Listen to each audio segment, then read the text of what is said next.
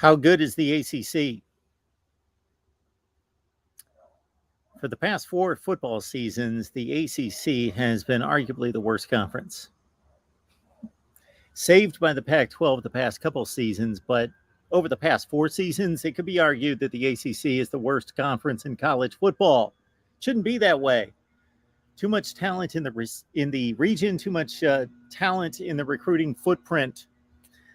But you know what? This is all about 2022, not what has happened in the past. But of course, we've got to take the past as our blueprint for what's going to happen here in the future. So anybody that's going to tell me that the ACC is going to be a top-notch conference and going to have to be reckoned with in 2022, I can buy that for a number of reasons. I can buy that. Welcome to the Voice of College Football, and welcome to our ACC preview featuring your comments, your questions, and your calls right here at the Voice of College Football. I will leave the link down in the description second here in just a second.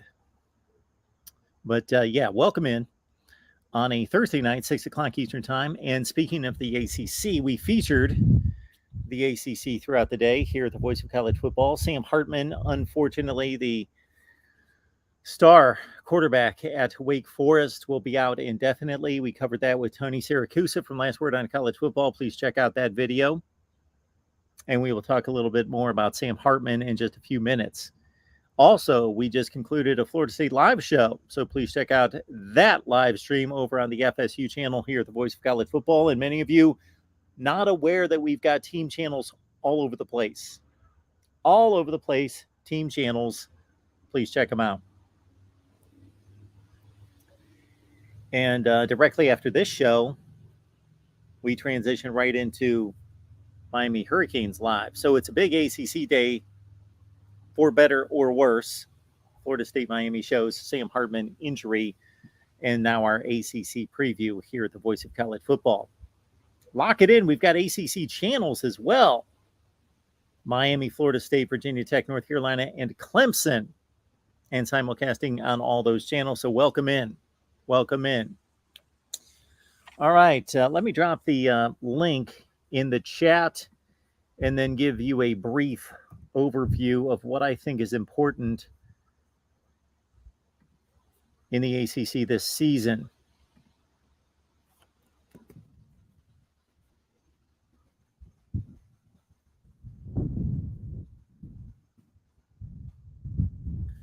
So the link to join the show is in the chat. Whether you're joining on the main channel here, over on the Clemson channel, Miami channel, Florida State, Virginia Tech, wherever you are, we are here.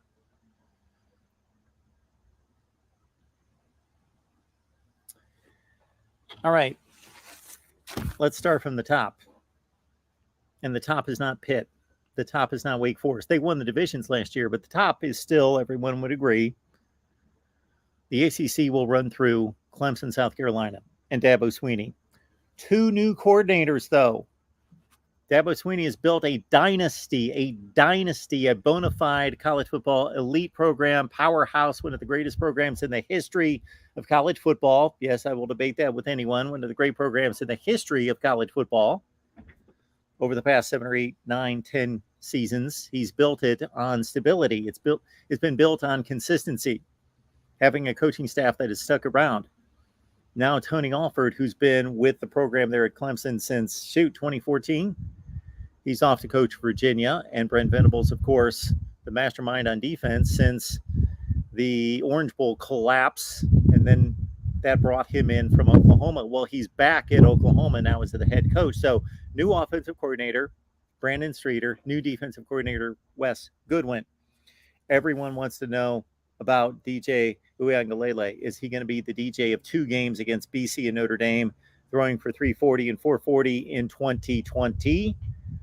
Or the 2021 quarterback who was, sorry, DJ, awful. Awful. Every game, just about every game, awful. And like we talked about this week with Jason Priester, did the Georgia game just wreck him and the entire offense for the season? Maybe.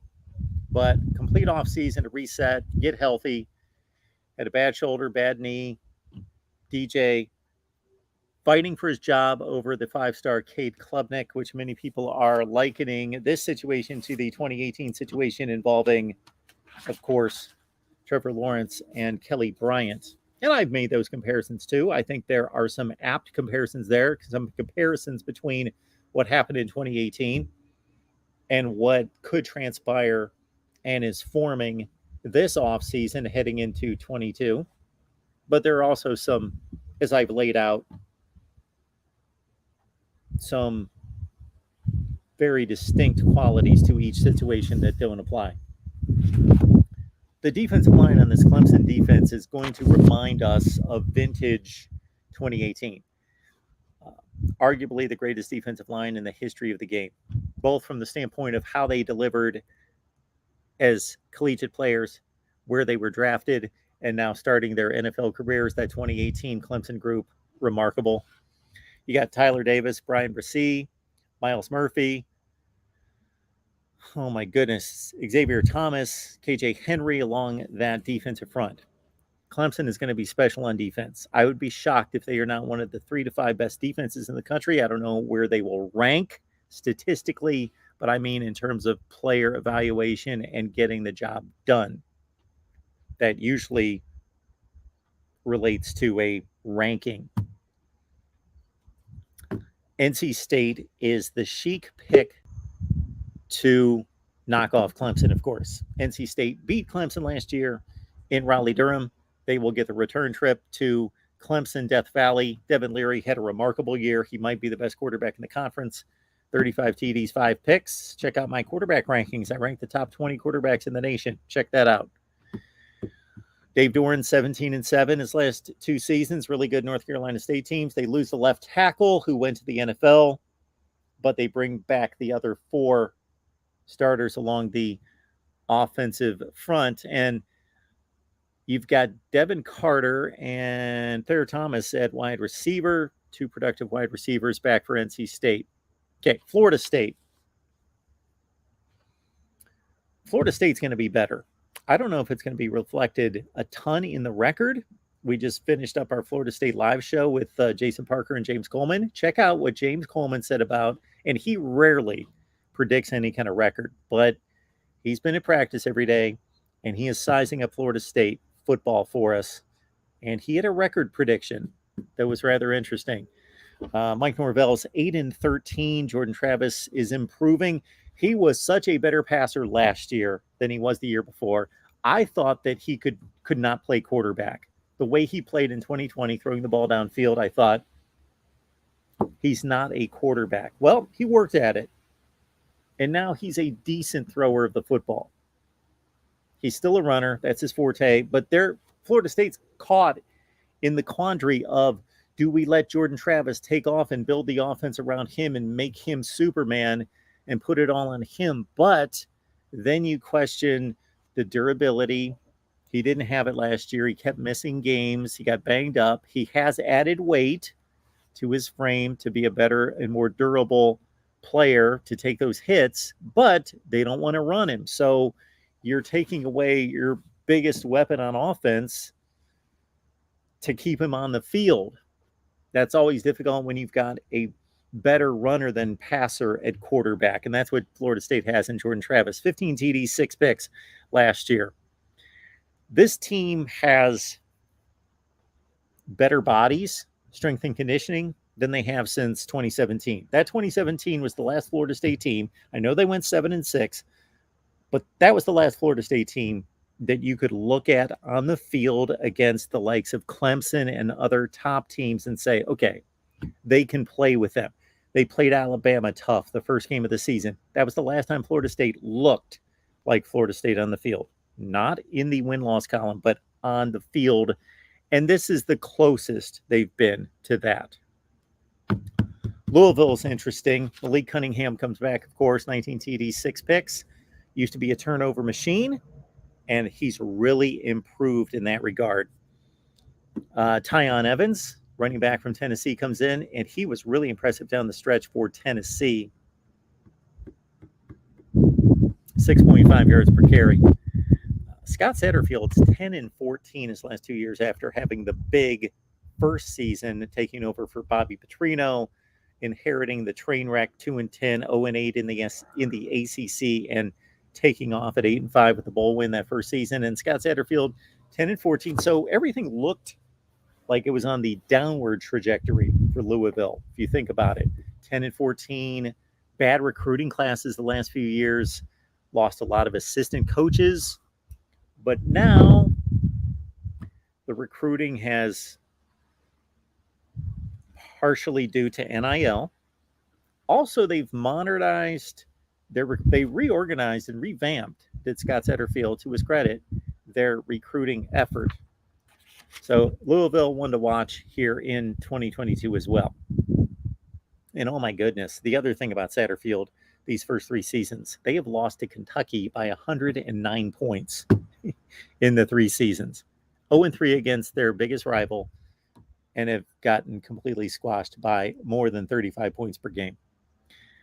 Boston College is an intriguing team. Boston College pretty much wins 6 or 7 games every year, but they have not eclipsed 8 wins, have not gone 8 wins or more since 2009. Jeff Hafley's considered a tremendous coach, and he is. 3rd season, honeymoon's over. Phil Jurkovec unfortunately missed the bulk of last season, so they get off to a good start at 4-0. Then they were playing cupcakes, and Jurkovec got hurt after 2 games. Dennis Grosel was not a good quarterback, and they scored like 10 points per game in their next 4 games. They hit the skids. Jurkovec rushed back, and he wasn't the same. Now we got a healthy Phil Jurkovec, full off season. Zay Flowers, his favorite receivers, back. Boston College was strong on defense last season. 17th in the nation in 3rd down defense was Boston College. Pat Garwo, their top running back, over 1,000 yards, 7 touchdowns. He's back. BC, intriguing team, along with Louisville. Okay, Wake. Now let's get to Wake. That's the feel bad story. There are feel good stories. This is the feel bad story of August camp. We don't want to speculate into the situation concerning Sam Hartman. We just know he's out indefinitely, and it's a medical condition. Okay, let's just talk about the football here. He led Wake to its first ACC championship game in 15 years. They lost to Pitt, won a bowl game. And I'm not going to sell Sam Hartman as Bryce Young or CJ Stroud, but he is one of the 10 best quarterbacks in the country, 10 to 20. Definitely top 10 or 15. And he might be the most valuable, he might be the most valuable player in the country. What do you think? I will say that either off the top of my head, Brennan Armstrong, Virginia quarterback, or Sam Hartman, Wake QB, most valuable quarterbacks, most valuable players in the country, and this is why. Alabama's loaded. They've got Bryce Young, but they're loaded on both sides of the ball. Ohio State's loaded. Look at any other top quarterback that's in the Hartman, Armstrong class, and their teams are loaded. They can win on defense, running the ball. You know, having a quarterback that just dinks and dunks and gets to the playmakers in space. Those 2 teams, and we'll deal with Wake Forest first and foremost because obviously the injury is center stage. Hartman in the passing game are the success of the team. They played bad defense last year. Their running game was marginal. It was all about throwing the ball downfield. He threw for 39 touchdowns.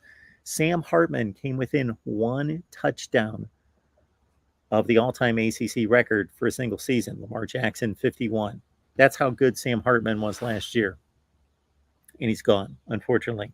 A.T. Perry's back at wide receiver, but got to get him the ball. 71 catches, 15 touchdowns. Mitch Griffiths, who has thrown all of 15 passes, is the Wake quarterback. This is a tough one to overcome. And then finally, in the Atlantic, you've got Syracuse, Dino Babers, 10-3 in 2018. They had that one aberration season. Other than that, Dino Babers, this has to be it, right? Win something, get to a bowl game. Otherwise, 19-40. Dino Babers is 15-35 in the ACC. 15-35. Garrett Schrader's back at quarterback, 23 touchdowns last year. And Sean Tucker's one of the best running backs in college football. All right, folks, shop Amazon. Use the link in the description section. Please help us build the channel. You shop Amazon anyway. Half of you do every month. Those are the stats. Half of America shops at Amazon every month. So please use the link in the description section. And I should probably post it here in the live chat. And I have posted the link, and I will get to callers in just a second. Before we will first get to the Coastal Division. Also, keep in mind that we're looking for writers. If you'd like to write for us, go to voiceofcollegefootball.com. Top of the screen, write for us. It's right there.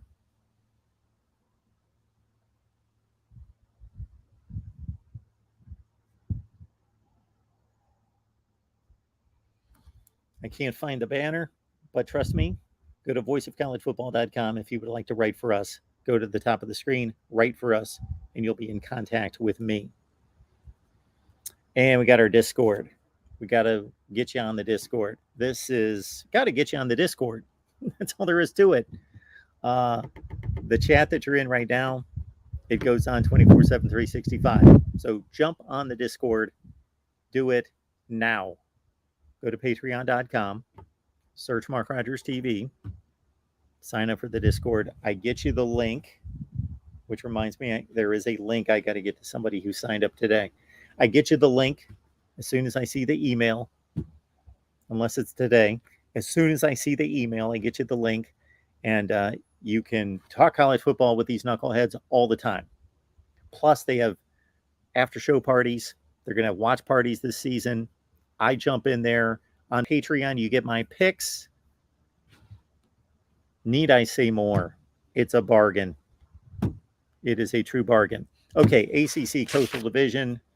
Let's see if we recycle these 7 winners in 7 years. So Pitt was the first to win 2 ACC Coastal Divisions, of course, this past season, and went on and won the ACC Championship. So that hadn't happened since, Florida State and Clemson have owned the ACC. So this is 2010. Was the last time the Coastal won? I think Georgia Tech. So anyway, you got Pitt. The losses are what we've discussed many times throughout the offseason. Mark Whipple at offensive coordinator. Kenny Pickett, 42 touchdown passes. Jordan Addison, arguably the best wide receiver in college football. Big losses all over the place. Okay, Keaton Slovis, probably the starter. Nick Patty still fighting for that job. It's not decided yet. Jared Wayne becomes the number 1 wide receiver. And Pitt's defense is strong. For anybody out there that thinks that Pitt's going to fall apart because of Pickett and Addison gone, they bring back 6 all-ACC performers on defense. This defense last season was 2nd in the nation in sacks, 6th against the run, one of the top interception defenses in college football, one of the best 4th down defenses in college football. Okay, Miami. TBD was phenomenal, but it is 8 games. It's not a sure thing. He's not Peyton Manning yet. 8 games for TBD. Mario Cristobal, of course, and I've made this comment a number of times. Best hire, most likely best hire since Butch Davis. He's not Mark Richt. He's not as good as Mark Richt, but that was a different situation. Miami's got Zion Nelson's going to miss his first 2 games of best offensive lineman on the team, left tackle. Should be okay to come back against Texas A&M. And then the secondary at Miami, if you're paying attention to the recruiting and the early careers from some of these DBs at Miami, like Avonte Williams and Cam Kitchens, and there's a slew of them. The defensive secondary at Miami is stellar. Could be special. The front seven, where's the pass rush going to come from? And Leonard Taylor showed early brilliance last season. North Carolina's got a quarterback battle between Drake May and Jacoby Criswell. 3 consecutive top 15 recruiting classes at North Carolina. Gene Chizik comes in to take over the defense and fix the Carolina defense. Virginia, Tony Alford takes over. Brennan Armstrong could have went to the NFL, but he came back because he thinks they can win. This team could win big, Virginia, if they had any semblance of defense. Their top 3 receivers come back. Billy Kemp, Keaton Thompson, and Latavian Wicks. And those 3 guys caught 209 passes last season for 3,000 yards. Virginia can light it up. If you just want to enjoy a football game, watch Virginia play. If you love passing offense. Virginia Tech, I think this is the worst Virginia Tech roster since the early days of Frank Beamer. It is. Brent Pry, I think, is a good hire by all indications at this point. And he knows Virginia Tech culture and football, the environment, the campus, everything. He was there under Bud Foster. The quarterback situation, one of the worst in the ACC. Jason Brown comes in from South Carolina. He was nothing great there. Grant Wells in from Marshall. Decent veteran quarterback. But Virginia Tech lost its top 3 receivers, top 3 running backs.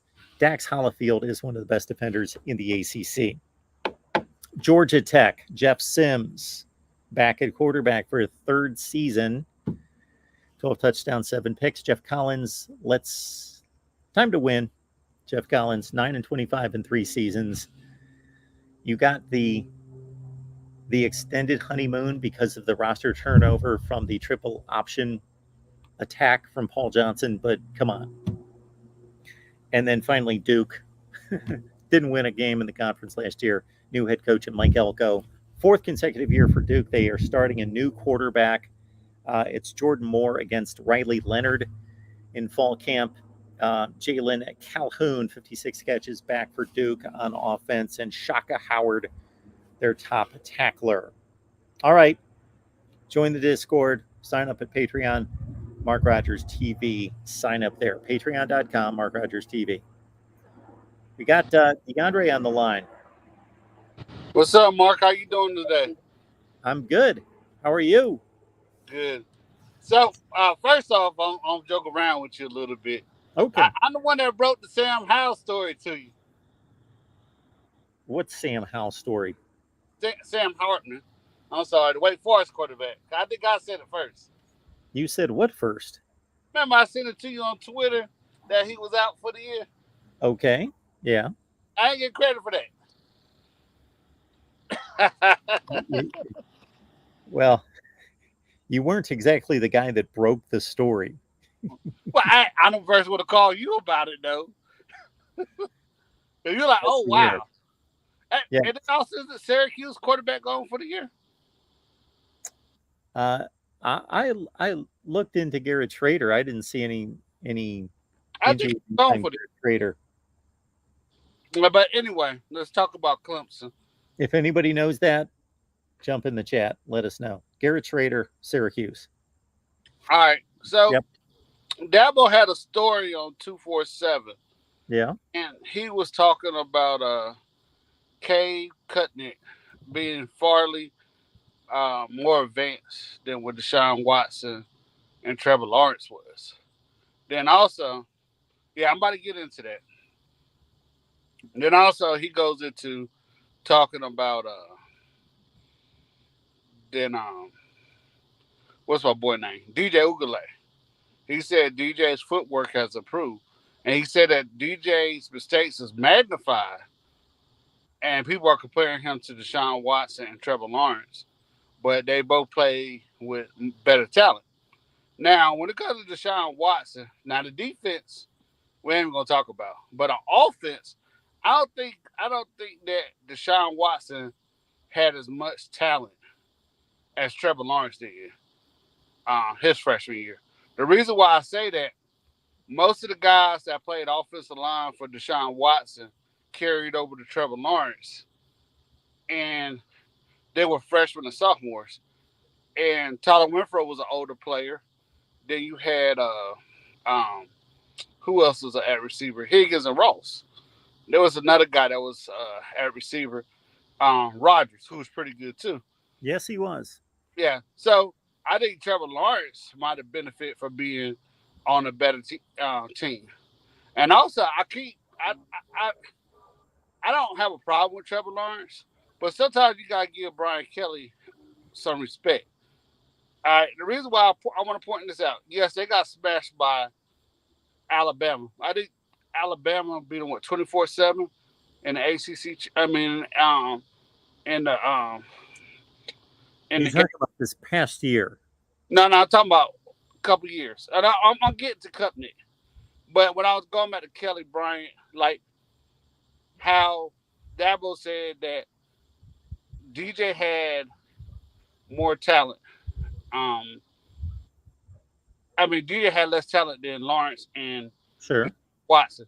What I'm saying is Lawrence had more talent than all of them. And I said, got to give Brian Kelly some respect because they wouldn't have won that Texas A&M game without Brian Kelly. You're talking about Kelly Bryant. I was lost. No, we don't know where DeAndre just left. DeAndre just left us, but he had me completely confused because he was talking about Kelly Bryant, but he was using the name Brian Kelly. I was like, what does Notre Dame have to do with this? All right. I left the video link in the chat. I will do it again, DeAndre. So please, at least spit out the same name that you're intending me to comment on, because otherwise, when you say Brian Kelly and it's Kelly Bryant, I don't know what you're talking about. Okay, very good. I figured that out finally. And I still haven't yet decided when I will deliver my predictions. Either we will do a huge, enormous prediction show a couple days before the season starts, or I will continue to deliver those predictions for those teams in particular that I believe that you want to see predictions for. We will predict all the games, all the teams, I should say. Not big into predicting games. I've done that a few times. I've done that several times where I've predicted all the games. So again, join the show here at the Voice of College Football. We do have Tony Marzano jumping on the line. And folks, please, when you join the chat, please let me know who you are. Don't want to just grab a link and let people in. Please let me know who you are in the chat. Say, hey, this is Jim from Toledo. Hey, Mark. I want your opinion analyzing it from the outside. Yes, sir. For you as a non-Hurricanes fan, what is a success? Not including the Texas A&M game. What is a successful season for the Hurricanes in your honest opinion? All right. I'm not a big Hurricanes fan, huh? How do you know that? No, I'm saying, who's your team? Who's your college team? I'm just kidding, Tony. Are you a Miami fan, Tony? Yes. What is a successful season for Miami football? Okay, here it is. Basically, one thing would be that when is the last time Miami played a really good team well, competitively, not won the game? So I'm thinking, okay, last big win against a really good team would have been 2017 against Florida State before they went downhill. Well, I would say Notre Dame and Virginia Tech. Those games late in the season at the Hard Rock Stadium. Yeah, Florida State. Florida State, yeah, would be another good example. Okay. Since then, who's the best team they've beaten? My God. We've lost close games to good teams, but we've never beaten anybody. Really? Yeah, we've Well, lost close games to. Really? I don't even know if Miami's been losing close games against good teams. Michigan State against Mel Tucker. Okay. I'll give you that one. I'll give you Um, that one. We did not think Michigan State was a good team at the time, but they did turn out to be a really good team. Okay. So Okay. anyway, point being that there's been a lot of games like Clemson a couple times, like we got blown up by LSU. Alabama, LSU, etc., that have not turned out not just not wins, but not competitive. So I would like to see Miami be competitive in every game. So even if they lose to Texas A&M and Clemson, the two most likely teams that they're going to lose to, that they're competitive in those games. Okay, so that's first. Okay. And I know that that doesn't equal a record, and people are looking for record predictions and record being everything. But I think it's more important to show that they can play with Clemson, play with Texas A&M. Okay, no more than one letdown during the season, not multiple lose to Georgia Tech, lose to Virginia Tech, lose to somebody else that you shouldn't lose to. There's usually 2 or 3 of those games per season. Mm-hmm. So maybe give you one during the season, and that, if you add it all up, that looks like a 9-3 season. 9-3 for me, a successful season for the Hurricanes, because Clemson is looking for their starting quarterback. Really, their spring camp has been all about who's going to be their starting quarterback. So they're still looking for their quarterback after Trevor Lawrence left. So that could be a winnable game. Texas A&M, we have to go to College State. I think College Station is more dangerous than going to Death Valley, because I've seen people go there and be competitive, and even I thought didn't Pitt or someone beat them at Death Valley? I thought not last year but the year before. I thought well, you're going back 5 years, 6 years. Pitt won in Death Valley in 2016. Yes. Yeah, so it's been done before, so I think it's easier to win at how Death Valley. How many teams have won at Texas A&M? The comparison between going to Texas A&M and winning, there's a slew of teams every year that go to Texas A&M and win versus Clemson. No, but I'm talking about teams that are supposed to beat. I'm not talking about like Alabama or someone like that, like Georgia or someone like that, or Florida, that can have a legitimate. I'm talking about teams that are not supposed to be beating. Okay, I get your point there, but there are still teams that go into Texas A&M, a la Ole Miss, Mississippi State, and win at Texas A&M. But Okay. that's not the point. I get your point. Yeah, and let's say Van Dyke performs at the level the media is expecting him to. Do you think he becomes the favorite? Like, let's say he beats Clemson but loses to Texas A&M, but Texas A&M is a close game. Do you think he becomes maybe the favorite at the end close to the end of the season to win the Heisman?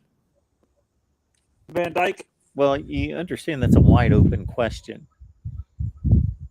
Okay. One player doesn't decide the Heisman. You'd have to tell me what every other player is doing. I'm talking about if it's all quarterbacks. Yes, is CJ Stroud or Bryce Young, are they leading their teams to undefeated seasons and throwing for 45 or 50 touchdowns? Then Tyler Van Dyke is not winning the Heisman. No, I'm saying if their stats are even. If the stats are even. Let's say that.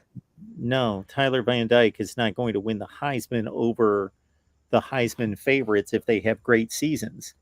And also, you're asking me what other people are going to vote on. So,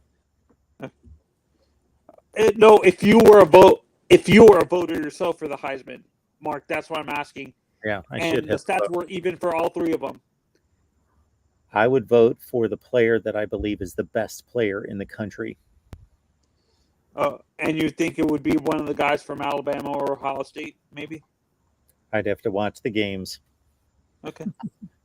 I'd have to watch the games. But Tyler Van Dyke's phenomenal and should have a great season and should be considered. Hey, if he leads Miami to places Miami has not gone and has a great statistical season, then he should be given strong consideration for the Heisman Trophy. Yes. Yeah, and for me, I think as a college football fan in general, I feel the Heisman, for me, is a little bit overhyped. I look at more the Davey O'Brien Trophy, which is the quarterback trophy. Mm-hmm. In my, do you feel the same way, Mark? With those two trophies, the Davey O'Brien Trophy is actually more important for the quarterback position specifically. Well, that's a great question because I'm not an awards guy. I am not an awards guy. I used to remember who won what, and I have not paid attention to anybody winning an award for 25 years. Like aside from the Heisman, I could recite all the Heisman winners back to the 50s, but in terms of all the other major award winners, I think they're important. I'm not saying they're not important. I don't get into award presentations and ceremonies. It's like music or it's like movies. I don't need somebody to tell me who made the best movie or who produces the best music. I don't really care what anybody else has to say about it. So it's kind of similar there. I don't get into. You think that some of these awards are becoming a popularity contest? It's becoming more of a popularity contest in the recent years instead of looking at the eye test and stuff like that. Like based on, I noticed specifically with the Heisman, I've noticed this. The Heisman has become more of a popularity contest depending on what school. I understand it's based on the stats, but it's based on what school the person goes to. Normally, like Alabama, you see a lot of Alabama or Ohio State guys be competing. It's always between those two schools for the Heisman. Well, stuff Tony, like that. I understand that might be your perception, but give me an example of somebody who was a serious consideration for the Heisman Trophy from either one of those schools or any school that didn't earn that recognition. I would say the guy who ended up transferring to receiver when he went to the pros for Ohio State, he played quarterback there, and he was a Heisman. Oh, Braxton Miller. Yeah, Braxton Miller. For me, his stats didn't really justify what he was getting hyped up to be in the Heisman race. Like his stats were. Braxton Miller wasn't even close to winning a Heisman Trophy. No, but there was. That's what I'm saying. Like the media before the season was hyping up. The media back then was hyping him to be that he was going to be the Heisman winner that year. Like, well, your argument's not real consistent because he doesn't have any stats before the season starts. The media prediction. These were predictions. I can name you all sorts of players that have been hyped before the season that didn't go to Ohio State or Alabama. Sam Howell, Spencer Rattler. I'm just going back one season. They were the two Heisman favorites from North Carolina and Oklahoma, and they didn't live up to the billing. Yeah, no, that's what I meant to say. Like, they were hyped up at the beginning of the season by the media, but they didn't perform to the Heisman level that they were expected to. That's what I'm saying. Braxton Miller was the offensive player of the year in the Big Ten. Yeah, but they said he was going to win the Heisman that year, is what I'm saying, and he never did. The national media said this. Okay, Braxton Miller was not a disappointment at Ohio State. Disappointment to the expectations that he was supposed to. That's what I'm saying. The expectation was he was supposed to win the Heisman that year, but he never did, is what I'm saying. Like, the expectation for him specifically that year, that he was the favorite to win the Heisman that year. Tony, but he didn't win the Heisman. When you talk about the expectation of winning a Heisman, understand that's something that a player cannot control. That's a vote. Oh, he didn't live up to winning the Heisman. He couldn't control winning the Heisman. He can only go out and play football. So you think I'm looking player of the year in the Big Ten? He led the Big Ten in touchdowns. He led an undefeated football team. So you think I'm looking too much into that portion, maybe, Mark? I'm not going to argue the point that certain schools are going to get more attention, but those schools have earned that attention by being dominant programs. But yeah, is it going to be more difficult for Tanner McKee at Stanford to win the Heisman Trophy this year because Stanford's not expected to do much? Probably. Yeah. It shouldn't, even though he's the reason for them winning.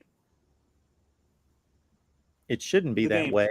But it's been a long time since somebody won the Heisman Trophy that I felt as though, now I had different selections for the Heisman Trophy certain seasons. I believe Deshaun Watson should have won the 2016 Heisman Trophy, and I believe Christian McCaffrey should have won the 2015 Heisman Trophy. But the winners of the Heisman Trophy, I still believe, earned the Heisman Trophy. It's been a long time since I thought that the winner of the Heisman was just a really horrible selection.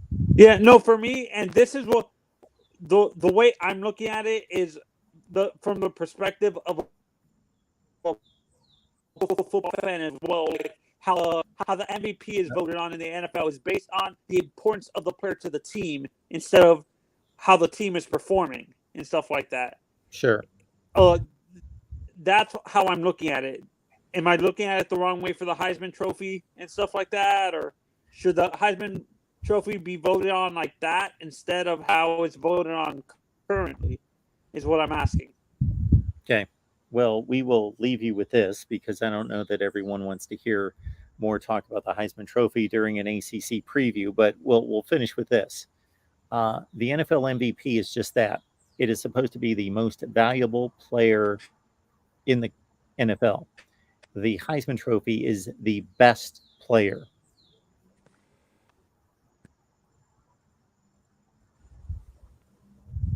That's not always the same classification. So Tony is checked out. We appreciate Tony being here. Let's keep it going here at the Voice of College Football. When you enter the call-in system of sorts, please go to the private chat. You should be able to see it there and leave your name and either who you root for, where you're from, so we can identify you on the screen. So please do that. The last caller, Tony, did not do that. There we go. We got a caller coming in here. We got Lee joining us. Hey, Mark, how you doing? I'm doing well. How are you? I'm doing good. Going to try to stick to ACC here with you. Yeah, again, anytime I do a call-in show, I want people to have the freedom to talk about whatever they want. But this was a week in which we wanted to do a preview on each conference. So you've got an awful lot of patience, and I appreciate that about you, Mark. People tell me that, but so I'm a big fan of the show. Thank you. I have one question for you to start the conversation. Yes. If you had to choose one sleeper team in each division of the ACC, who would it be and why? Sleeper team for the ACC Atlantic would be Boston College. I think Jeff Hafley's an exceptional coach. Phil Jurkovec is a tremendous quarterback, running and passing, and he's a gamer. He's a winner. He's a tough quarterback. Boston College has more weapons than most people know. Zay Flowers, Jalen Gill. As I alluded to when I ran down BC, they do bring back a lot of defense, and that defense was pretty successful stopping teams last year. They just didn't have an offense, and Jurkovec missed all the meaningful games in the ACC last year. So I think BC could surprise some people. And then in the Coastal Division, I don't consider Pitt, North Carolina, or Miami a surprise because I think they're the three that are going to battle for the division. So I would say Virginia. Virginia's got Brendan Armstrong back at quarterback. He's exceptional. He came back for a reason. He says he wants to go to an ACC championship game. He could have gone to the NFL. He's got his top 3 receivers back, and they can't be much worse on defense than they were last year. Very nice. What do you think about because I really like what I've been reading about Louisville this offseason. I'm a big fan of Scott Satterfield. It's taken him a little while to kind of get the wheels turning there. Malik Cunningham is, I think, an exceptional athlete, but has struggled to be a consistent passer and win from the pocket. But based off what I've been hearing this offseason, they're trying to get Cunningham. They're eliminating him from using his legs in practice. Yep. I think that's going to be a big benefit. You've seen them make some strides on the recruiting trail. I don't know. I know you're not a big gambler, but just looking at kind of Vegas as a vessel to evaluate the market, you're seeing Louisville at around 6 wins. I think Louisville could eclipse that number and maybe get to that 8-9 win range if Cunningham can limit the turnovers, limit the dumb plays, and play a little bit more within the structure in the Satterfield offense. Yeah, so when you asked me about the Atlantic sleeper, I was just about to grab Louisville. They were the first team that came to mind, but I opted for BC. We're going to pull up their schedule and look at it right now. That season opener at Syracuse, I think, is huge too. Just kicking it off in conference against a team that I think another team that decent coach, taking some steps in the right direction last year. I think they overperformed a little bit, and a lot of people saying a lot of good things about Sean Tucker, that running back. So that should be an interesting game to start the season off. And then, if I'm not mistaken, they lost to UCF last year, didn't they?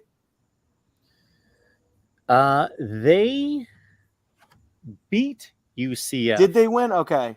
That was a 42-35 game. That was the game that Dylan Gabriel, the new OU quarterback, got hurt in the last couple plays of the game, and it was a crazy game, and it was a great game, and it was like a Thursday night game, and I'll double check, but I think Louisville pulled that out. Yeah, but just looking up and down the schedule, I mean, we can move on from Louisville soon here. UCF, I think, is a winnable game. Syracuse, a winnable game. A lot of coin toss games in conference. When you look at Florida State, you get them at Cardinal Stadium. You got to go to Chestnut Hill and to Charlottesville. But, man, I think Pitt might be a little bit overrated this year, considering the fact that I don't think Keaton Slovis has played exceptionally well since early in his college career. And obviously you're losing Mark Whipple there. The defense is going to be good. And then Addison, also another departure. But I think Louisville can kind of swing their weight around a little bit on this schedule.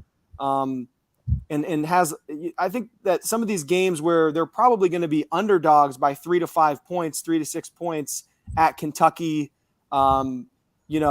maybe Florida State will be a 2-point spread, something like that. You see Syracuse, I think they're a 3-point favorite.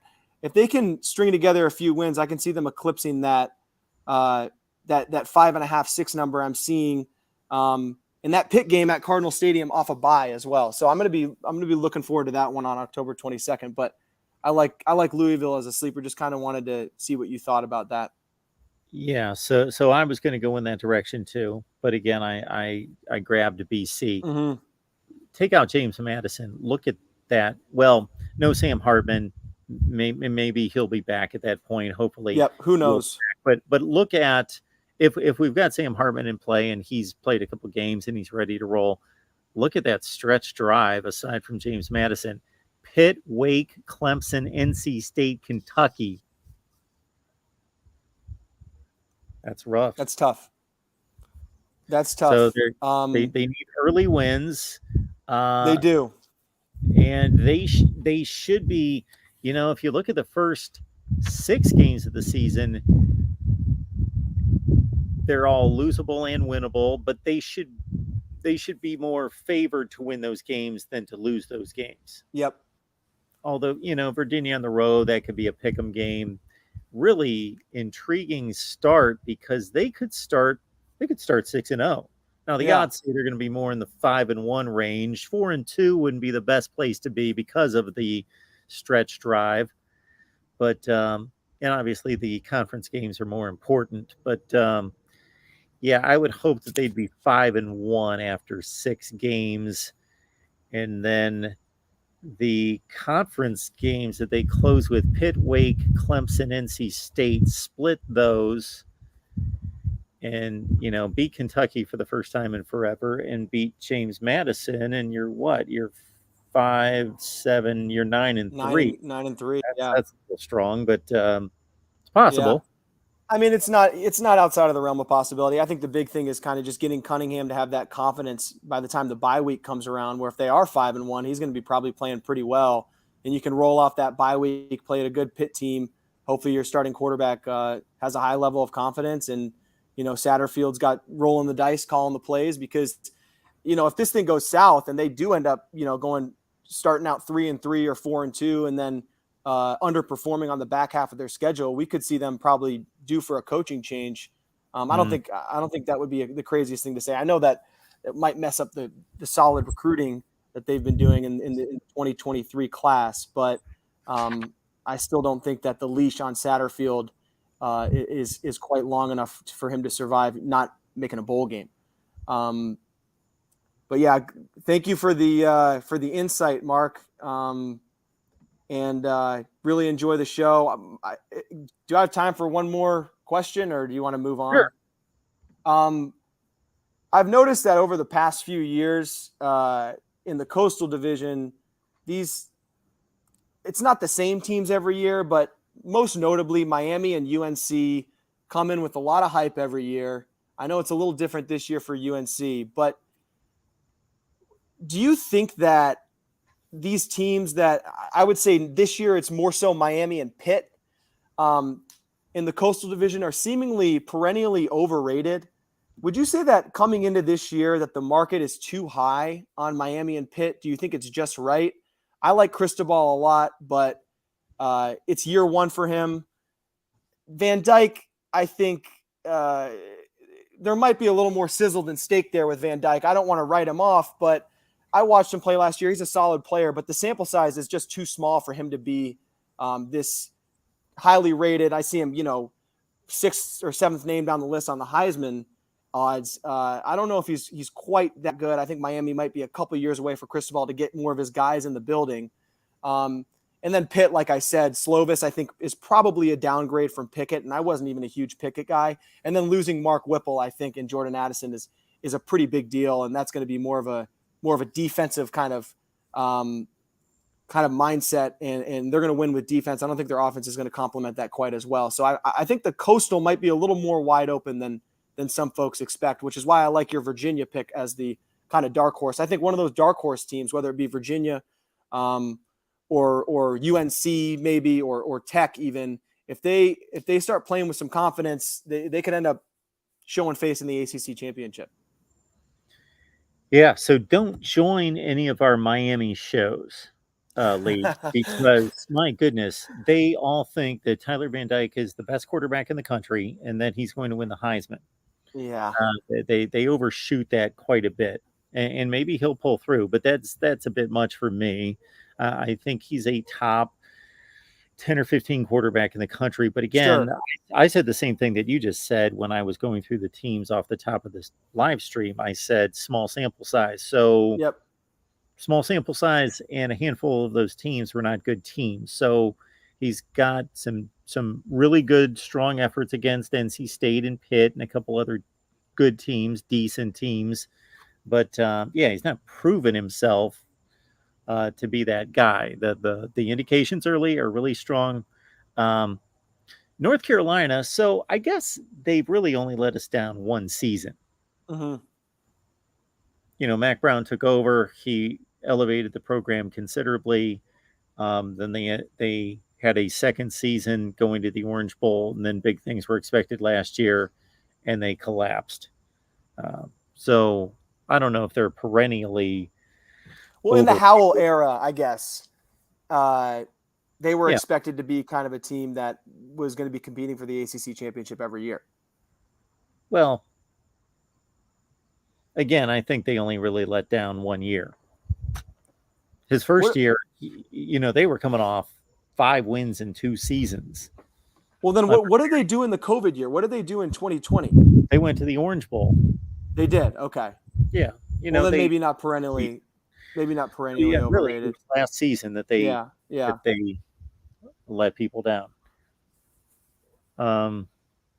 North Carolina, I think they're an intriguing team because the roster's as good as Miami's. Miami's the letdown team by far in that division. If you just look at recruiting rankings, they should have won the division every year. Absolutely, yeah. Yep. Well, it's going to be interesting. I think the Miami fans might need to hold their water for a couple of years when it comes to competing for a New Year's Six Bowl or an ACC championship. I don't think they're there quite yet. I do think that Cristobal is the best coach they've had, in a long time, as far as I can remember.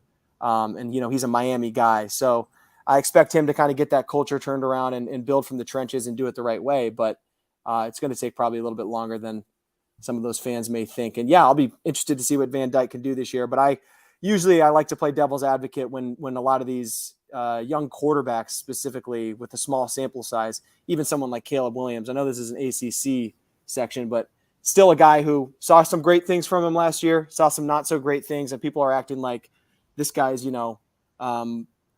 undoubtedly a top 3 quarterback in college football. You can't even make an argument against it. And to me, it's like, well, the TCU game was phenomenal, but some other games were not so great, Baylor, in games like that. Yep. So anyway, thanks for your time, Mark. I'll probably try to call back one of these other times when you're doing the previews. And look forward to speaking soon. Appreciate that. Have a good night. Take care. All right, let's keep it rolling here at the Voice of College Football. Again, we can talk about whatever you'd like under the umbrella of college football. That's why we're here, the Voice of College Football. But it is an ACC preview, so give us what you got. We got Yakov on the line. How you doing, Yakov? Hi, Mark. It's good to see you. Good to see you. Well, first of all, Mark, this is an ACC show. I know you've said that you could talk about anything, but I'm actually going to say something about the ACC. Okay.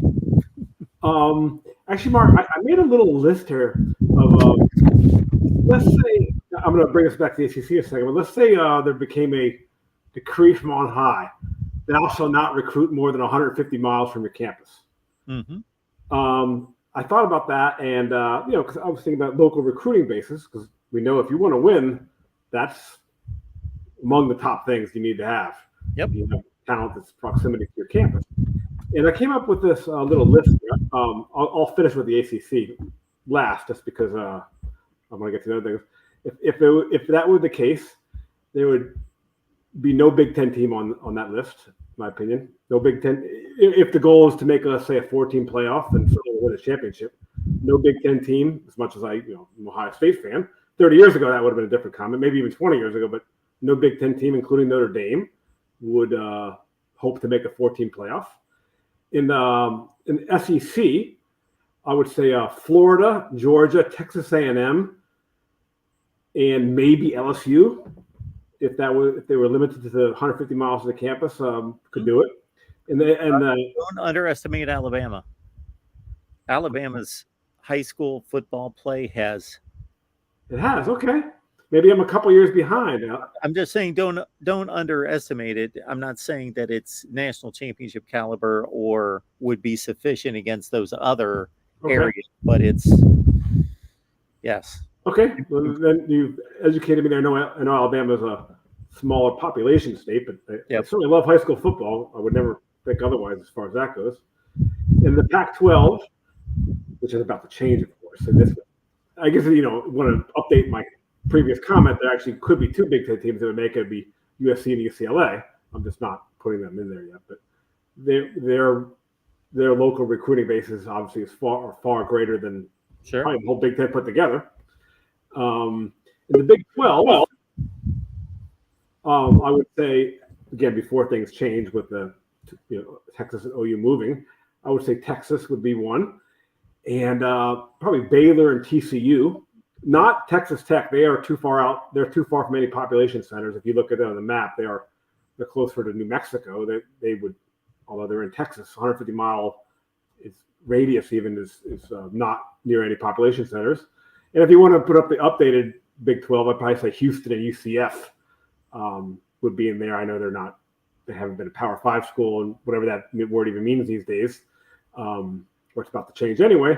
Houston and UCF would have a great local recruiting base. I'm going to go back to the ACC now, and then I'll make an ACC comment. I would say the only teams that 150-mile radius that could make a Final Four or win a title would be Georgia Tech, Florida State, Miami, and Clemson. I wasn't sure about Clemson, but I looked, and they are only about 120 miles from Atlanta. So I'm going to put them in there as well. With this in mind, Mark, since this is a ACC program, Georgia Tech, there's no school in the ACC that has a better local recruiting base than Georgia Tech by country mile, I'd say. 50 miles, there's more talent in the Atlanta area than anyone. And Florida State, Tallahassee, still a bit removed from some of the population centers, although there's a lot of talent in the Panhandle. Miami? Oh yeah, I'm sorry about that. Miami would be there too. Atlanta and Miami are probably similar, but yeah, I guess when you say that, I have to think about that more specifically. Miami and Georgia Tech would be 1-2. I'm not sure which one would be. I mean, I have to get out a recruiting list and see where there's more talent in the Atlanta area or in South Florida, but they're very close, I'd say. With that said, of all these teams I named here, really, what teams could win a title? UCLA, currently, I haven't seen any evidence of that. Baylor and TCU, probably not, although they're pretty good. Houston and UCF, they're too new to say that. And Georgia Tech, they're nowhere near that. If we're going to speak about, since this is an ACC preview show, Mark, why is it that a team that, at the worst case scenario, has the second best recruiting base in the ACC, maybe even the best, but certainly no worse than the second best, and whatever's third is somewhat distant third. Why is it that Georgia Tech is Georgia Tech?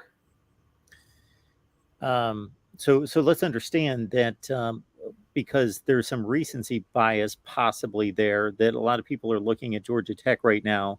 Like, for example, when I was talking about and producing videos of who could be candidates for the SEC or the Big Ten, anytime I would mention Georgia Tech or produce their metrics in a video, I would get all sorts of comments about Georgia Tech sucks. And well, let's understand that. And I didn't say sucks. I just said, they're not. Sure. They've only been down for 3 years. If you look prior to 2018 in that range, Georgia Tech was probably the best football program right there with Virginia Tech in the ACC Coastal Division for a span of 10 or 15 years. They were going to as many conference championship games as anybody else. And then the easy answer would be academics, but I don't know that that's the right answer, but it's the easy answer to make. And by the way, Yakov, I just looked up the 2023 recruiting classes in the state of Alabama versus the state of California, just to give you an idea that Alabama's, again, you would consider California to be a prime recruiting state, correct? I would, if no other reason than there's 28 million people there, in Georgia, in Alabama, maybe 4 or 5 million. Yeah, there's 29 4 stars in the state of California, and there's 19 in Alabama. Wow, well, that's very disproportionate to their populations. Yeah, so and that number's increasing. It's increased considerably. I guess I need to update my I guess I'm still thinking that Alabama has to primarily recruit out of state to be where they are, but maybe that's changing. All right, Yakov. What else do we have? Mark, I will. I think I'm just going to leave it with that, Mark. Another thing, maybe I could actually say. Yesterday, when I made that super chat, when I know we were talking about in the big, the Ohio State show, we were speaking. Well, you guys were speaking about the TV networks, and I sort of put in a very different topic for my super chat. I meant that only as a humorous comment, and I wasn't. I certainly understood that the flow of the conversation was not talking about a kicker substituting as a cornerback. I definitely knew that wasn't the crux of what we were getting at there. I meant that I threw a curveball there. I thought you guys would enjoy a little, humorous comment. But at the same time, I didn't mean to change the topic, and I appreciated that we were talking about TV contracts. Yakov, we always appreciate your comments. So, okay, Mark, I think David might be on the line. I'm looking forward to hearing from David. Yes, David's coming up here. Okay, I'm gonna be here and listen to David. Good stuff. All right, Yakov. Have a nice good evening. day, Mark. We will keep it rolling here at the Voice of College Football. A few reminders. The Amazon links in the description section. That's all I got to say. We have collectively, this country and the world, collectively been responsible for revenue at Amazon of $1.6 trillion. Update for you, the Voice of College Football, not worth $1.6 trillion. So when you shop Amazon, use the link that we provided in the description section. Amazon can afford a few bucks here and there. Those would come our way. And then also, if you want to write for us, go to voiceofcollegefootball.com. Voiceofcollegefootball.com, top of the screen, write for us. And then also, we got our Discord. Get in there. Got to join the Discord. Go to Patreon, search MarkRogersTV. All right. Got David Greenshield on the line. David. To the man that gives college football its voice, the great Mark Rogers. Hi, and how are you, sir? I am doing great, David. How are you? I'm excellent. I'm getting more and more excited as the college football season approaches. I'm certainly more excited about the Buckeyes this year. Sure. Although, you know what, Mark, I actually, you had an interesting discussion about kind of the landscape of college football and the way things are going. And Count Me Down is, somewhat similar to yourself. I know Steve Dace has lamented about the direction of college football and the fact that it's becoming less and less regionalized, I don't know. It just seems to be becoming less and less like the college football I've known my entire life. And I don't know whether that's a good thing or a bad thing. I just have always thought of college football as regionalized. And for me to think of USC and UCLA as part of the Big Ten just sounds totally foreign to me. I just have to say that, by the way. Yeah. I don't know what your thoughts are. Yeah, for as cool as it will be on some levels, seeing Michigan play at the Rose Bowl in a regular season game, or seeing USC show up at Ohio Stadium, and all the various matchups we could make up that are going to be reality, that's going to wear off, and no longer will we have Ohio State, Michigan, and others in the Big Ten taking on the likes of USC and UCLA in the Rose Bowl for, on New Year's Day. The Rose Bowl, I don't know what's going to become of the Rose Bowl. I don't know if the Pac-12, Pac-10, a diminished Pac-10 can justify an appearance in the Rose Bowl. Right. And, we grew up in a college football world where the whole thing was about winning the conference and going to play in Pasadena. That was college football pretty much till the late 90s, as far as, at least growing up in the Midwest. And I'm not saying that, we always had this, I think there was always this desire that was out there we need a national champion, or we need to determine a national champion.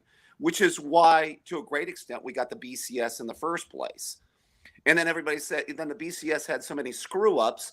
Everybody says, well, we need a playoff, and then we get a playoff.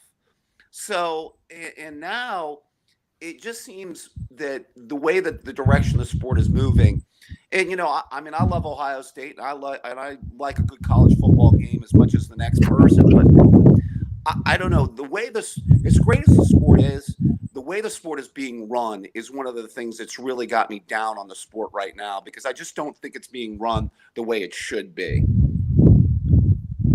And until they get somebody to run it, yeah. Go ahead. I don't know what your thoughts are on that, and I know you've probably lamented on that before.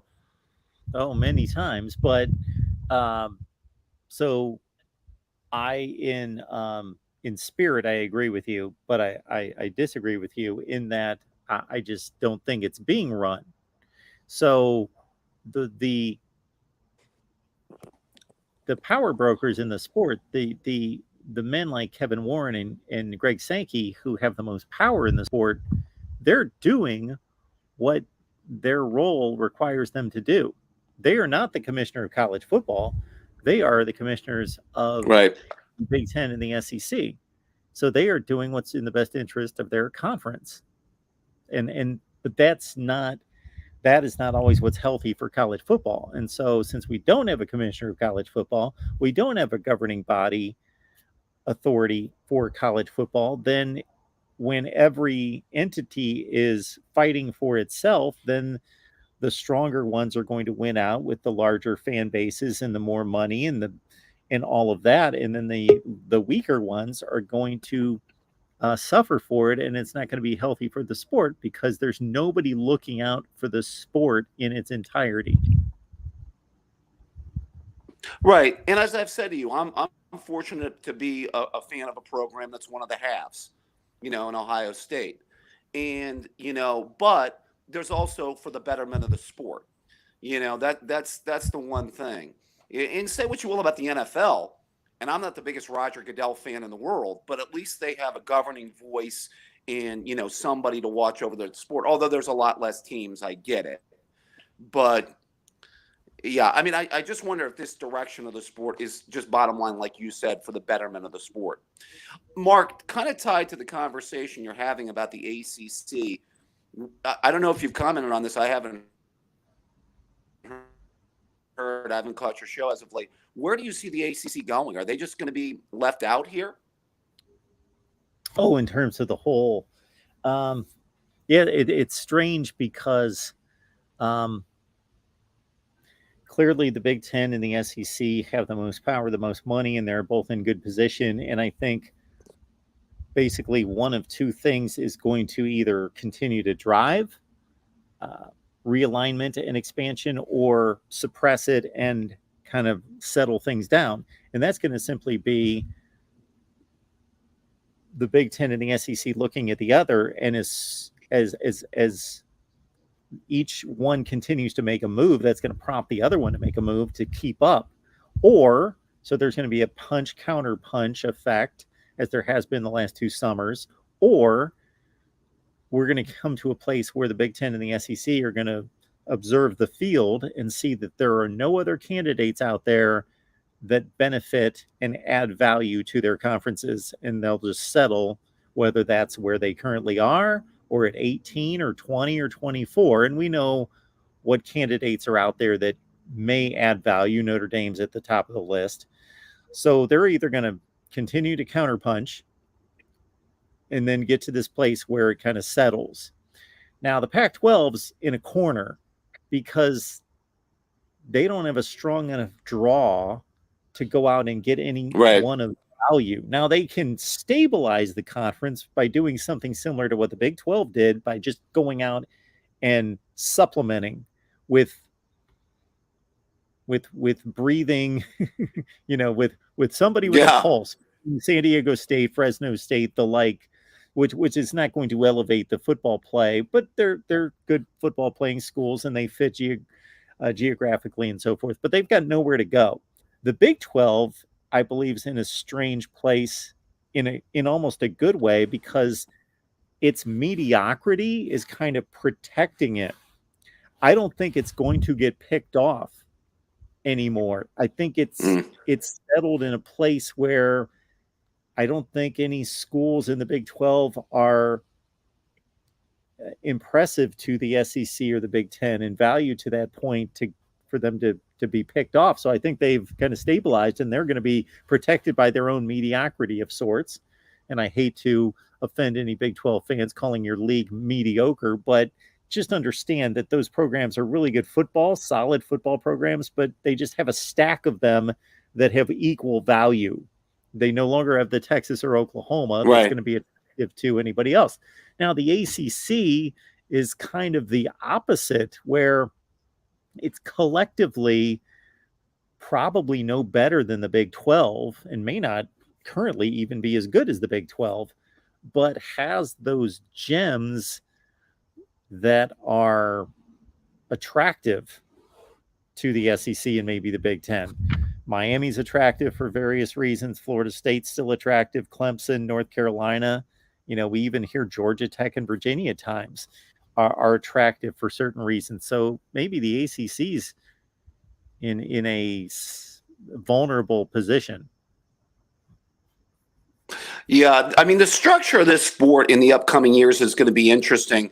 I do think that USC is the type of program from a Big Ten perspective that can really add value. And I think Lincoln Riley will have that program heading in the right direction in the next few years. Hey, since it is an ACC show, Mark, I did want to ask you a little bit about Clemson. Yeah, I saw Clemson preseason rankings 5 or 6 right now in most preseason polls. 4 in the coaches poll. Is that what you're seeing? They're 4 in the coaches poll. Just when you look at and I know you've done some Clemson Live and had some of your Clemson people on. When they look at this overall roster compared to Clemson rosters in the past, I mean, I tend to agree. I think the defensive line. You were talking about this with Steve Dace. He had mentioned he thinks this could be the best defensive line in the country, which I tend to agree. I know Brazil was a really high-rated prospect out of California. Could have a really, really good year. But when you look at this overall roster and you talk to some of your Clemson people and just reviewing it, how do you think this compares to some of their previous rosters in the past?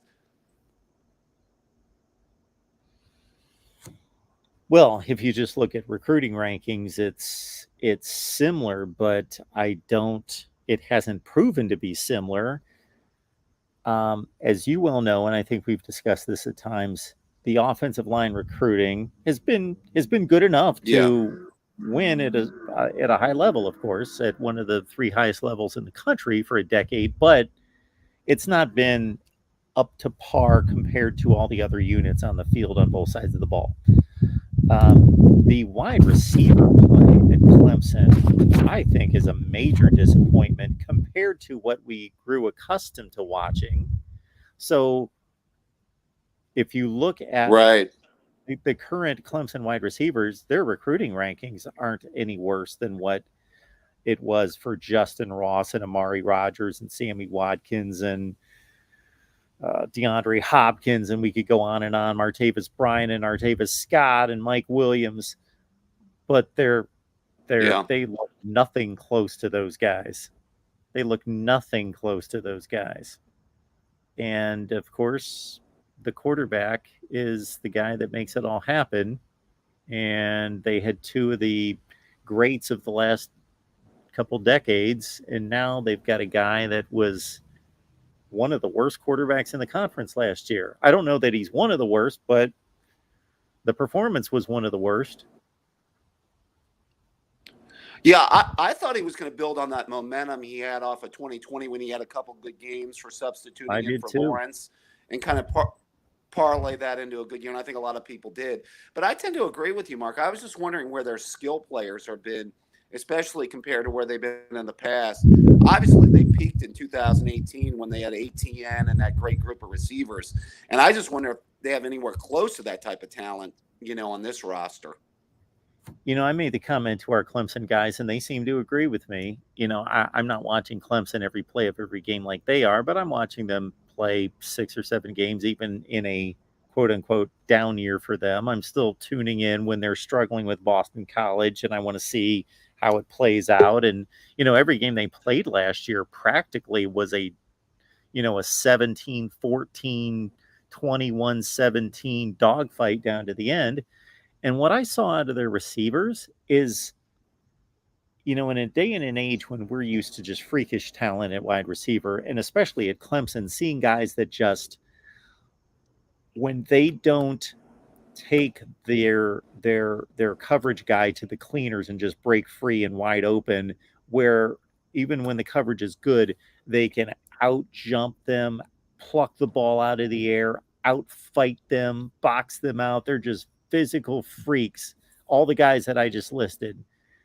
The guys last year, those guys didn't do that. They dropped passes. They couldn't outfight the defenders. They got outworked, outfought for the ball.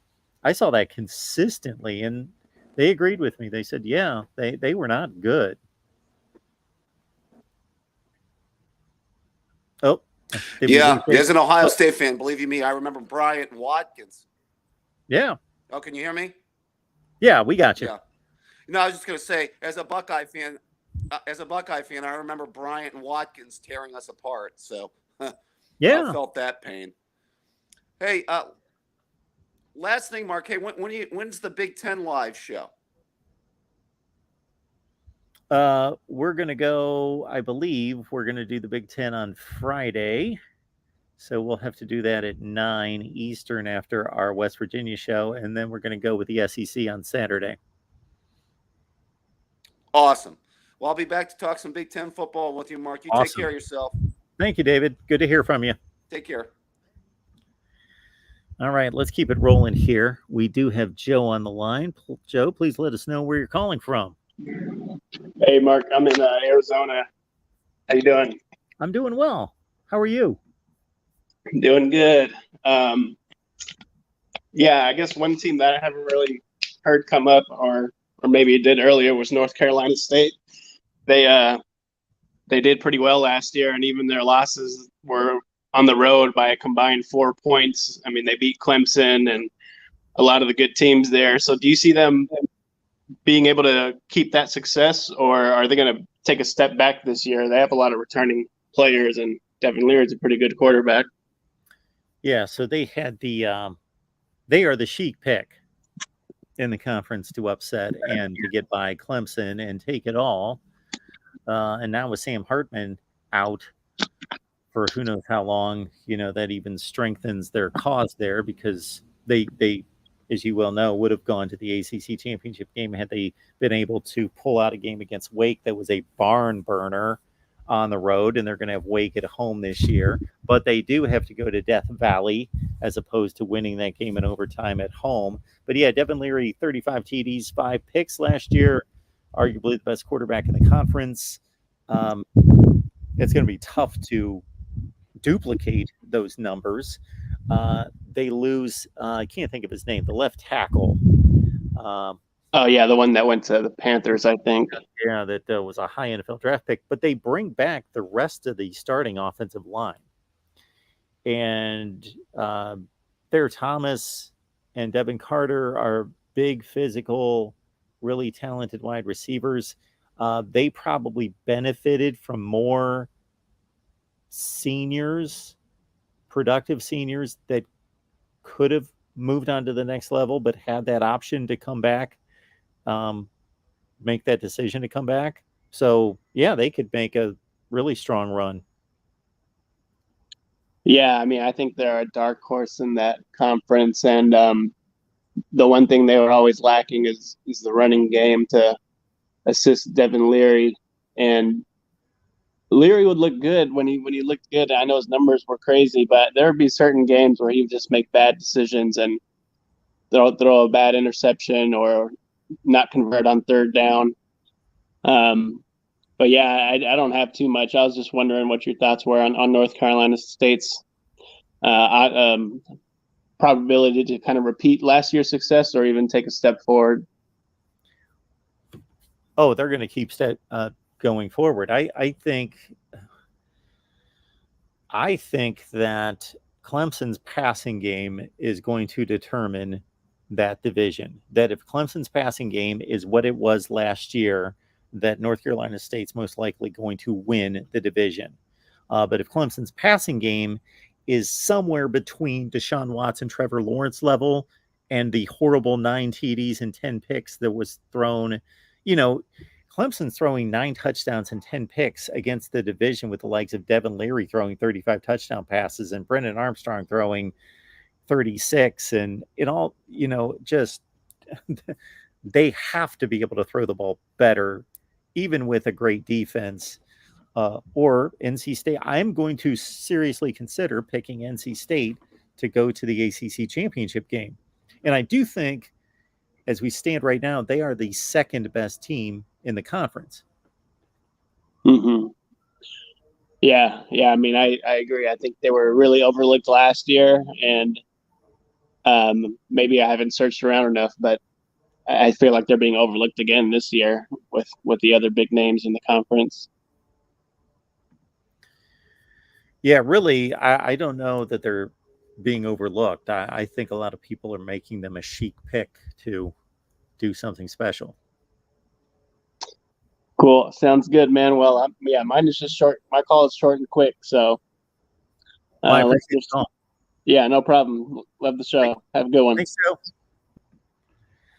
All right, we will keep it moving here at the Voice of College Football. We do have our guy Tyler on the line. Tyler, hello. How you doing? Hey, Mark. How you doing, buddy? I'm doing just fine. Where are you calling from? I'm calling from Roanoke, Virginia. All right. Yes, sir. Yes, sir. I had an opportunity to call you a few times last football season. Nice. Talk about my Hokies, but I took a new job and they worked me like 70 hours a week. So nice. I worked and then I hibernated. Didn't have a lot of chance to call in. Well, I understand that. Now, my paycheck was healthy though, so that was a nice added plus. Well, let's talk about ACC football. It's August, Mark. It's one of the best times of the year. You know what I mean? And I'm glad it's August. It's just an exciting opportunity to be a college football fan, and I'm looking forward to this conversation. So, quick note: you were talking about Ohio State, and what's the quarterback turn receiver, Braxton Miller? Yes. I'll never forget when he put that spin move on my D lineman. Yes. At Lane Stadium. Broke my heart. We were leading at halftime, but you broke my quarterback's collarbone, and that was that. Yeah, it was a good game. It was a good game. It was a good game. For most of the game. That was a Brewer, right? Was the starting quarterback? Michael Brewer. Yeah. Yeah. I consider Michael Brewer an unsung hero of Virginia Tech history because he pretty much saved Beamer's legacy just through his toughness and keeping that bowl streak and that winning season alive. But he was the starter the year before in Columbus, correct? Yeah, I was at that game. I got to say, the Ohio State Buckeye fans are great. I mean, we pulled up into one, I forget the lot, but I mean, we were surrounded by Buckeye fans, and they just treated us with so much hospitality. Nice. It was nice to go into the record-breaking attendance game and just sack the quarterback with that double bear defense Bud Foster put up. But you got us back the following year. You went on to win the year we beat you, you went on to win national championships. So congrats on that. So, but it is 2022. And so moving forward, let's talk the ACC. I think I already know the answer to your question. I'm going to ask anyways. Is it probably likely that the winner of the Atlantic Division probably wins the ACC? Probably, but that's not as certain as it was for all those years with Florida State and then Clemson. And we saw that last year, and I think we're going to see it again this year, that there's going to be a better than puncher's chance for the Coastal Division winner. Yeah, to me, like I said, I'm a Hokie grad, Hokie alum. I love my Hokies. When I look at the Coastal, particularly in Miami, right? Like I want Miami to be good. You know, the whole bargain when the ACC invited Miami and Tech was to be carriers of the football program. Yep. You know, like that was the sell point. And we held our end of the deal for the better part of the 2010 or the 2000s but Miami just didn't. And so, like, as a fan of the Coastal, I want Miami to be good. I want that game to be competitive. In fact, where I live in Roanoke, I go to UVA games. My parents got season tickets, and I go because I want UVA to be good. I tell UVA fans every year, I want you to go 11-1. I want you to go 11-1 every year with that one loss coming to Tech at the end of the season for a nice quality win on our record.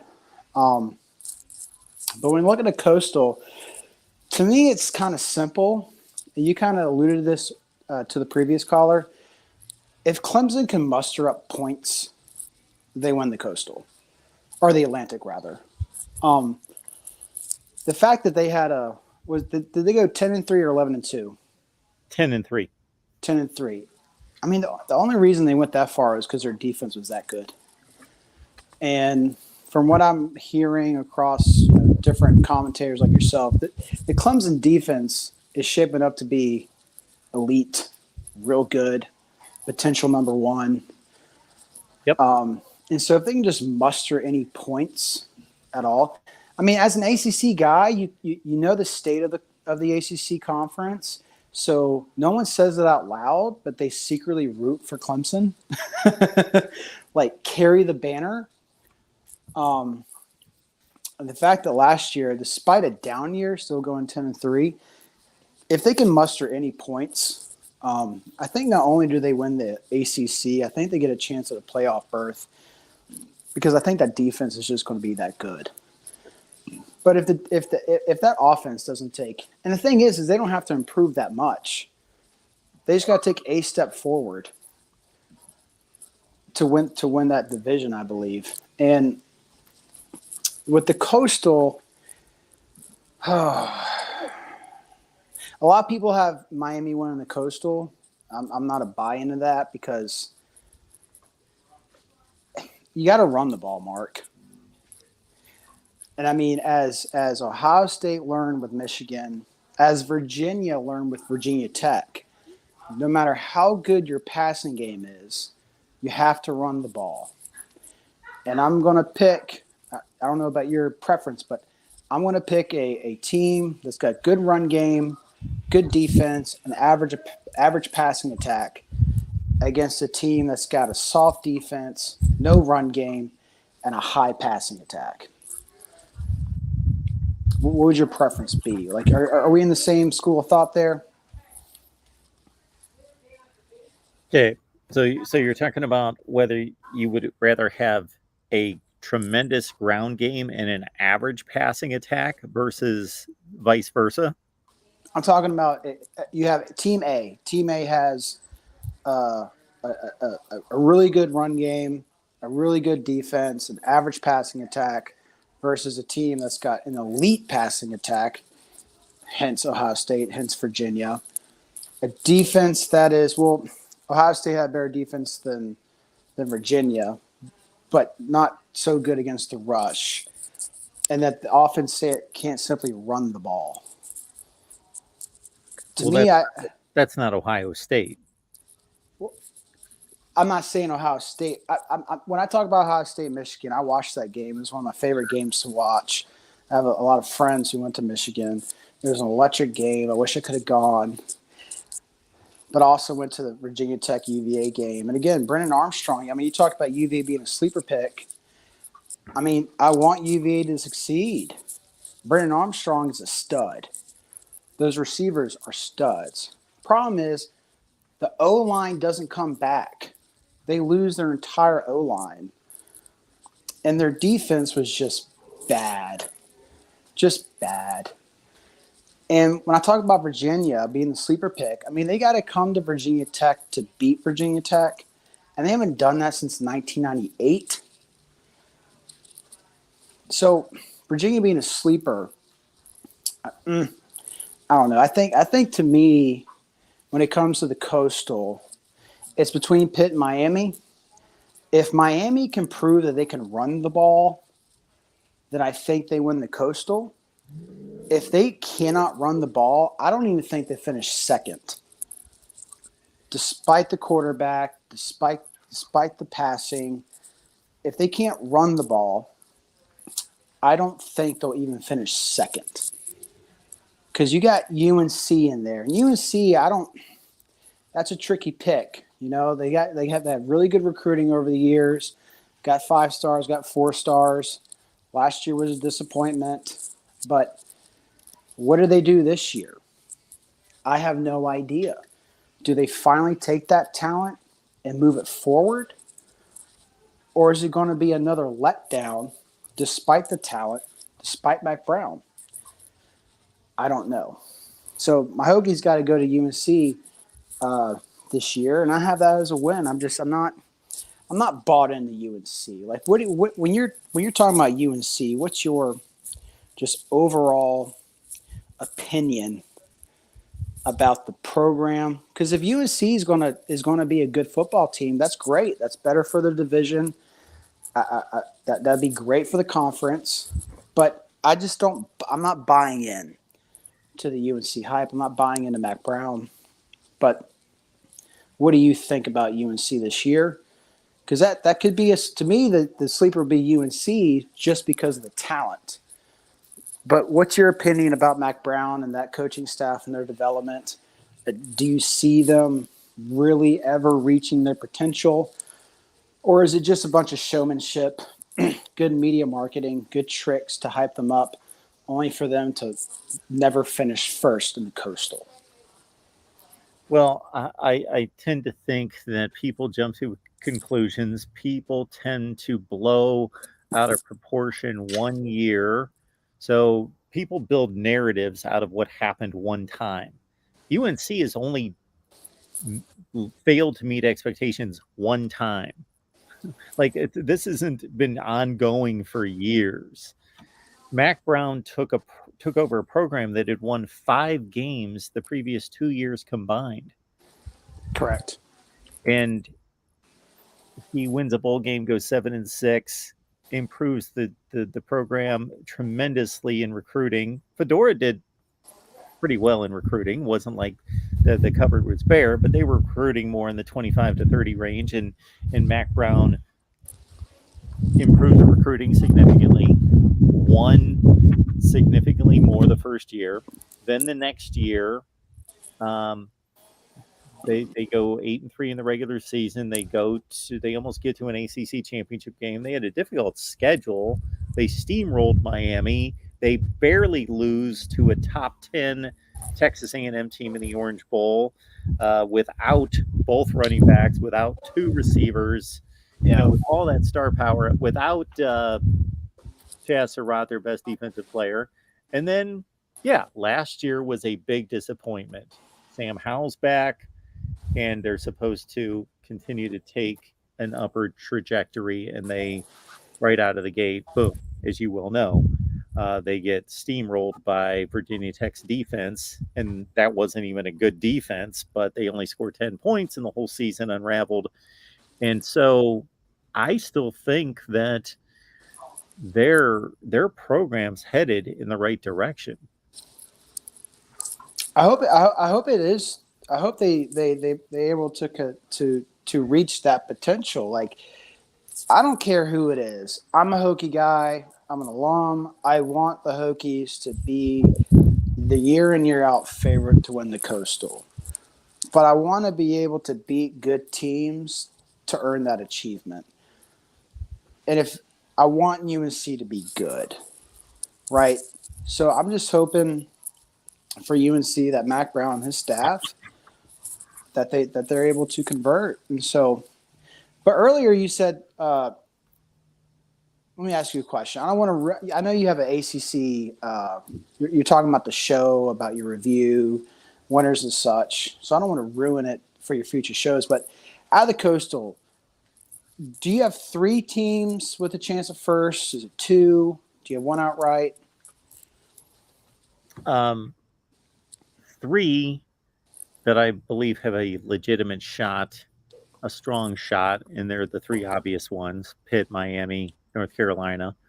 And I believe that Virginia's got a shot, some kind of strange shot from the outside. Yeah, because the Coastal eats itself.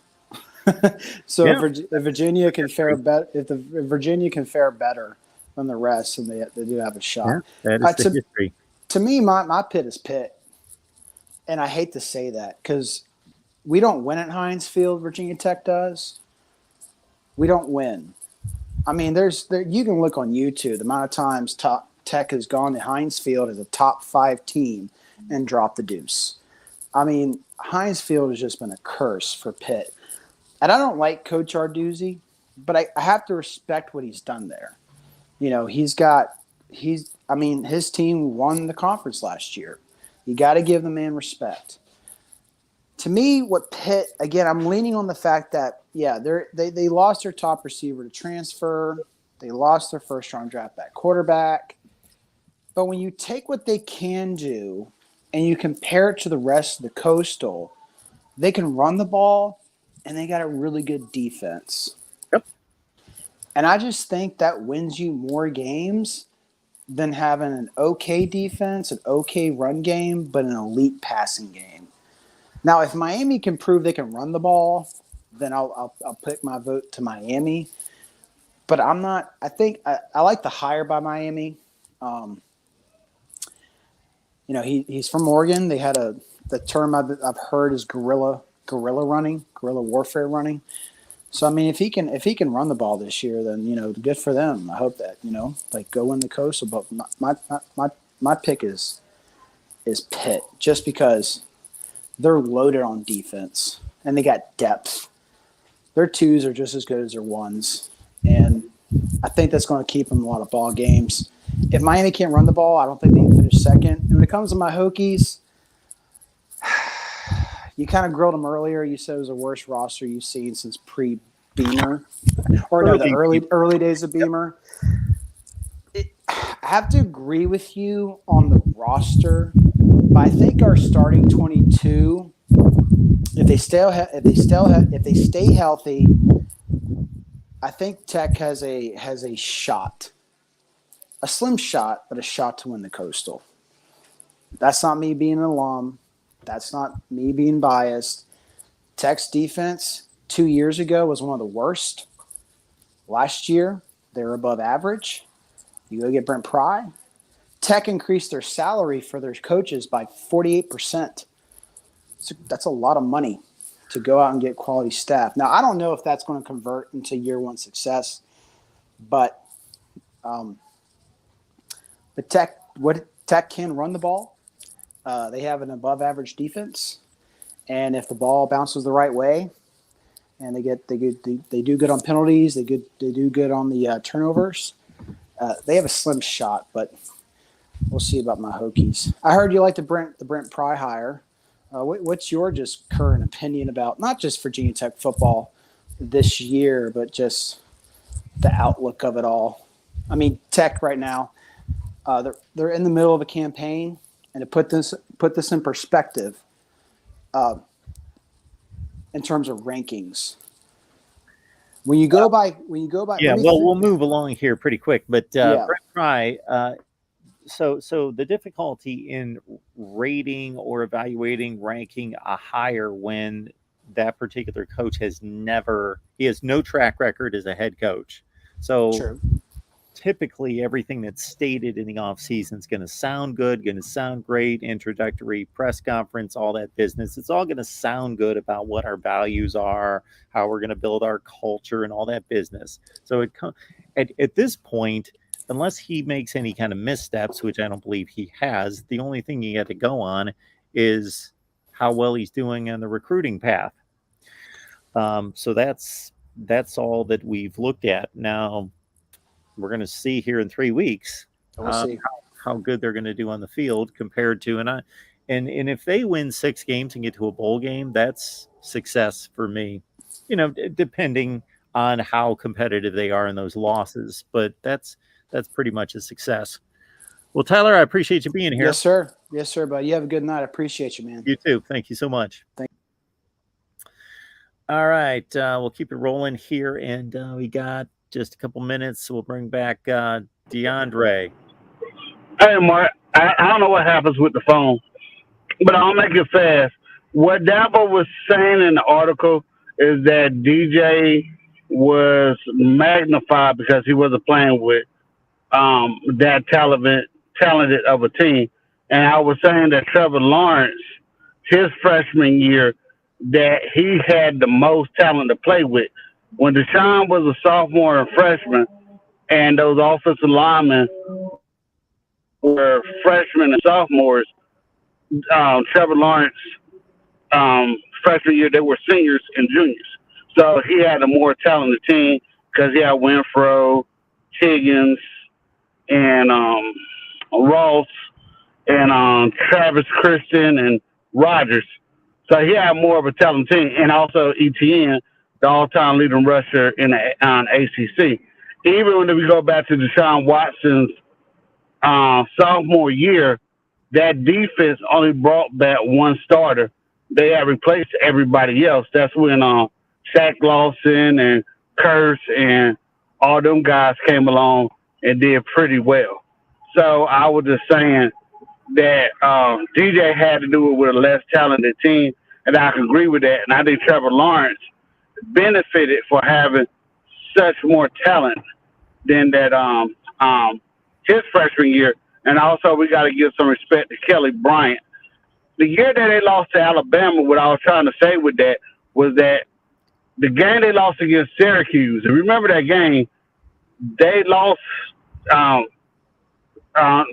Kelly Bryant didn't play. They were down to their second string kicker, and everybody gives Kelly Bryant a hard time. That Clemson team, as far as ACC quality, was still pretty good, but they needed somebody that could pass the ball. And from what we're hearing about DJ, yes, Kate Cubnat looks very, very good, and he's passed Deshaun Watson.